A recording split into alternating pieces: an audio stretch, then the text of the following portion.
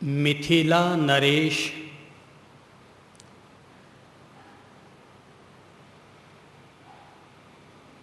नमी दाह ज्वर से पीड़ित होने के कारण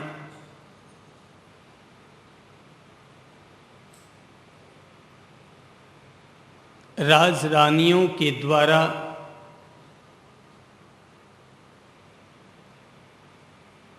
उनके शरीर पर चंदन का लेप लगाया जाता है।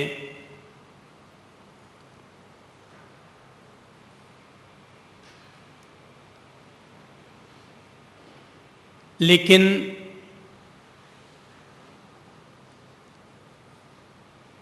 चंदन के इस लेप के दौरान एक ऐसी अद्भुत घटना घट जाती है, जो घटना नमी की अंतरात्मा को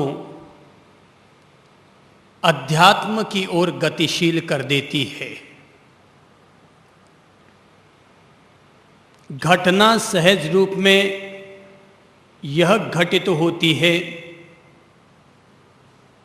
कि चंदन घिसने के लिए राजरानियां जैसे ही तत्पर होती हैं कि राजरानियों के हाथों में पहने हुए कंगन और चूड़ियां चंदन घिसने के कारण आपस में टकराती हैं और आवाज करने लगती हैं। पता नहीं क्यों नमी उस आवाज को पसंद नहीं करते। उस आवाज से उनकी आत्मा को शकुन नहीं मिलता और वे ऐसा करने के लिए मना कर देते हैं। खैर, चंदन घिसा जाता है, राजा नमी के शरीर पर चंदन लगाया जाता है और तब नमी अपनी ओर से ये प्रश्न करता है कि क्या तुम लोगों ने चंदन स्वयं के हाथों से घिसा है या किसी और के हाथ से? राजरानियां कहती है घिसा तो हमने ही हैं। तो बोले तब फिर वो चूड़ियों की खन खन की आवाज़ क्यों ना आ पाई? बोले इसलिए नहीं आ पाई राजन, क्योंकि हमने चूड़ियाँ उतार दी थी। नमी का फिर प्रतिप्रश्न होता है, तो क्या तुमने मेरे जीते जी ही अपने कंगन उतार डाले? राजरानियां कहती है राजन, हमने सौभाग्य सूचक एक एक कंगन तो अपने हाथों में पहने रखा और बाकी कंगन उतार डाले। राजा को रानियों की इस भाव को सुनकर, इन शब्दों को सुनकर अंतर्मन में एक ऐसी अंतश्चेतना जग जाती है कि अंतरात्मा उनसे कहने लगती है कि जहाँ एक है वहीं पर शांति है, और जहाँ पर अनेक है, अनेक संबंध हैं, अनेक खनखनाहट है, वहीं पर तनाव और शोरगुल है। यदि मुझे भी समाधि की तरफ बढ़ना है, कैवल्य की तरफ बढ़ना है, अध्यात्म और मुक्ति की तरफ बढ़ना है, तो मुझे भी उसी एकत्व में अपने आप को स्थापित करना होगा। वो रात कि जिस रात भर चंदन का लेप रहा था, वो रात भर राजा नमी एक ही बिंदु पर चिंतन करता रहा, और वो बिंदु था अनित्यम, अशरणम, एकत्वम, अन्यत्वम। संसार में सब कुछ अनित्य है, यहाँ पर कोई किसी का शरणभूत नहीं है। जीव अकेला आता है, अकेला ही जाया करता है। जब यह शरीर भी हमारा हमसे भिन्न है, तो फिर मैं अपने उसी एकत्व को क्यों न प्राप्त करूं, जो कि मैं जन्म के साथ लेकर आया हूं और मरते समय जो मेरे साथ रहेगा, और आखिर उसी एकत्व में ही स्थापित होने के भाव से राजा नमी अल सुबह ही ये घोषणा कर देते हैं कि ये राजा नमी अब संन्यास लेगा, दीक्षा धारण करेगा, अभिनिष्क्रमण करेगा। नमी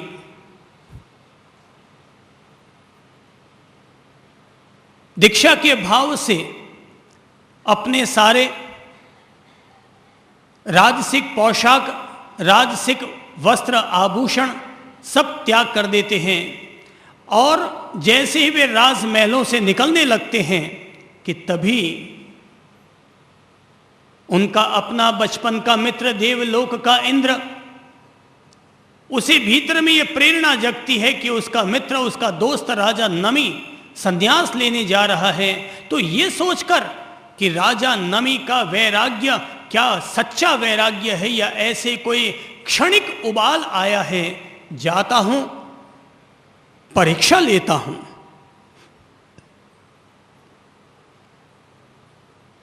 देवेंद्र एक पूजनीय ब्राह्मण का रूप धारण करके राजा नमी के सामने उपस्थित होते हैं और राजा नमी से कई प्रश्न करते हैं। जो जो प्रश्न देवेंद्र अपनी ओर से राजा नमी से करता है, आज अपन लोग उन्हीं प्रश्नों पर ही चर्चा करेंगे। उत्तराध्ययन सूत्र में नमी प्रवर्ज्या के नाम से खास अध्याय दिया गया है, जिसमें उन प्रश्नों की चर्चा है कि उस ब्राह्मण ने कैसे कैसे प्रश्न राजा नमी से किए थे, किस तरह से उनके सामने तर्क स्थापित कर दिए थे और उनके दायित्वों का उन्हें बोध कराते हुए कि हे नमी, तुम्हारे क्या दायित्व बनते हैं और तुम क्या करने जा रहे हो। तुम एक राजा हो, तो राजा होने के नाते तुम्हारे राज्य के प्रति जो दायित्व और कर्तव्य बनते हैं, तुम उन कर्तव्यों का निर्वाह करो, यही तुम्हारा धर्म है। लेकिन राजा नमी अपने वैराग्य पर, अपने संकल्प पर, अपनी दीक्षा भावना पर पूरी तरह वैसे ही अडिग रहते हैं जैसे कोई राजा अपने मजबूत किले की दीवारों के भीतर सुरक्षित रहा करता है। और तब ब्राह्मण अपनी ओर से उपस्थित होकर राजा नमी से कहता है, हे राजन, ये तुम्हारी मिथिला नगरी चारों तरफ से धधक रही है, लोगों के घरों में इतनी गरीबी है, पीड़ा है, तो तुम्हारा यह कर्तव्य बनता है कि तुम अपनी प्रजाजनों की रक्षा करो, मिथिला नगरी की सुरक्षा करो। चारों तरफ मिथिला नगरी जल रही है, तो तुम्हारा यह कर्तव्य बनता है कि तुम पहले अपने प्रजाजनों के घरों में लगी हुई आग को शांत करो, लोगों को सुख और समृद्धि प्रदान करो। तो ब्राह्मण के द्वारा तर्क दिए जाने पर कि इस समय तुम्हारा कर्तव्य है अपने प्रजाजनों की रक्षा करना, अपने मिथिला नगरी की रक्षा करना, उस समय राजा नमी उस ब्राह्मण को संबोधित करते हुए कहते हैं कि जिनके पास अपना जैसा कुछ भी नहीं है, ऐसे हम लोग सुख से रहते हैं, सुख से जीते हैं। हे ब्राह्मण, मिथिला के जलने में मेरा कुछ भी नहीं जल रहा है।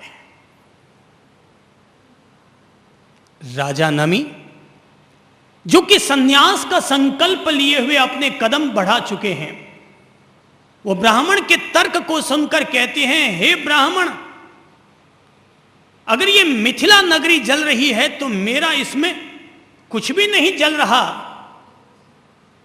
आसक्ति होने के कारण ही व्यक्ति ये मानता है कि यहां मेरा जल रहा है कि मेरा नहीं जल रहा।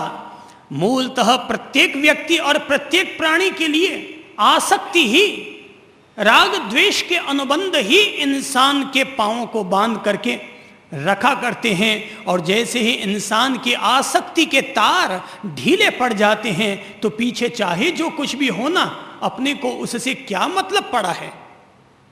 जैसे